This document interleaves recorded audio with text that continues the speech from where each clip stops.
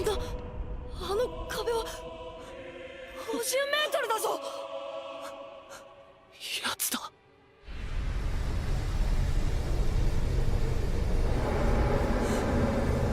巨人だ。With 6,000 defense and 22 million health, Insane Perozilla poses a huge problem for aspiring insane raid clearers. But behold, for this big problem, Nexon will graciously sell us the solution.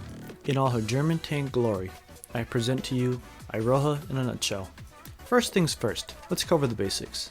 Iroha is a tactical support unit, which means she's a backline unit, but she spawns in a tank when you use her EX skill. With an EX cost of 6, she is relatively expensive and her cost cannot be reduced with Yui. But that 6 cost rewards you with some of the most potent blue multi-target damage in the game.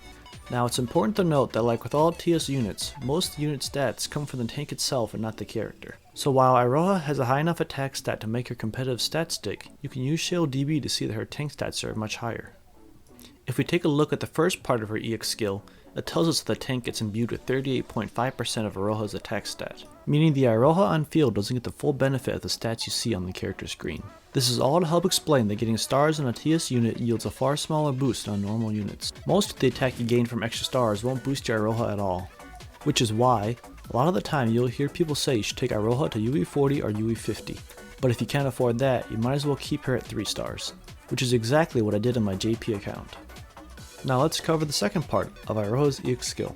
The text here implies that Iroha's tank skill is a multi-target ricochet that deals decent damage to each target, but the reality is that every 15 seconds she fires black magic that destroys groups of enemies. I don't even understand the specifics of how the skill works.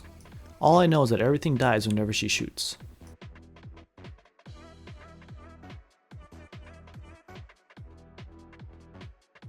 Whether it be for PvP, Perozilla raid, or some firing drills, Iroha has been the reigning champion of the blue multi-target units. To put it bluntly, Iroha is absolutely busted in PvP and Perozilla raid. Most top insane Perozilla teams use their own UE50 Iroha, and then borrow a second UE50 Iroha for their team too, regardless of the raid terrain. You can even watch my raid clears and see that Iroha basically solo carried my team to a clear. It's hard to emphasize just how strong Iroha is, but I can say for certain that your Perozilla and PvP experiences will be suffering without her. Now that I've talked her up, let's be more realistic. Do you have to pull Iroha? Is it Aqua Skipper levels of account breaking if you don't pull on her banner? No, it's not. While she is incredibly potent in her areas of expertise, she is not universally useful like Akko, Summer Hoshino, or potentially Himari. At the end of the day, Perozilla is a smelly blue raid and PvP is a smelly RNG game mode. You will survive if you skip Iroha, you just won't do nearly as well in these two areas. I will recommend that you pull her, but you'll be alright if you're someone like, well, me. Someone who might not be lucky enough to get her. Her other skills? Oh yeah, she does have other skills I guess. Her normal skill does damage in an area, her passive skill boosts her attack, same with her passive plus, and her sub skill is a staple attack boost. Priority wise, you want EX5 and max sub skill in your Iroha, the other skills can follow after that. And yeah, that's it.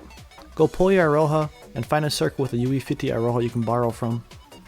With those two things under your belt, you'll suffer just a little bit less in Perozilla.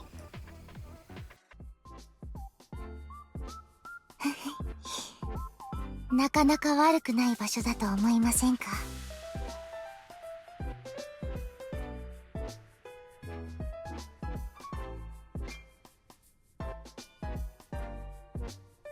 このふかふかな座布団、揃えられたいくつものおやつ、さらには本やゲームまでたくさん。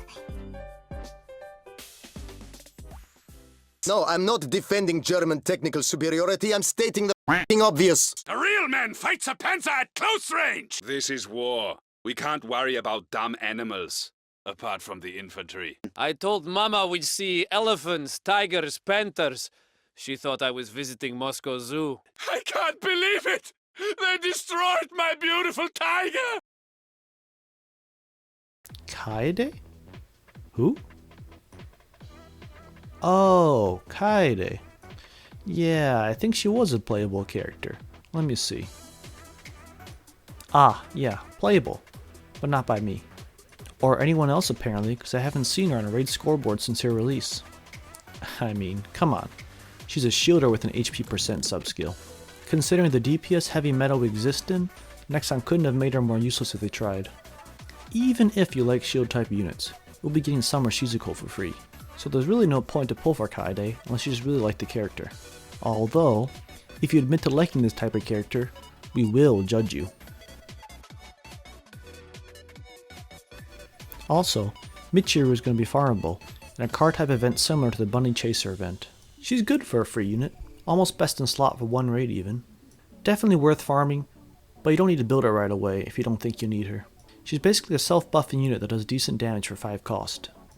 Frankly, we have so many strong single target blue damage dealers that she often gets overlooked, but she's nice for roster padding. I think that about covers everything. Best of luck to everyone that decides to pull.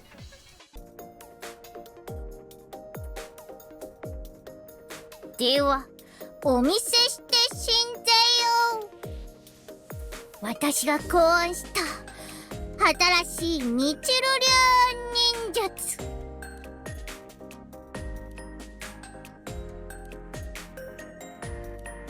忍法キラキラファイヤーの術。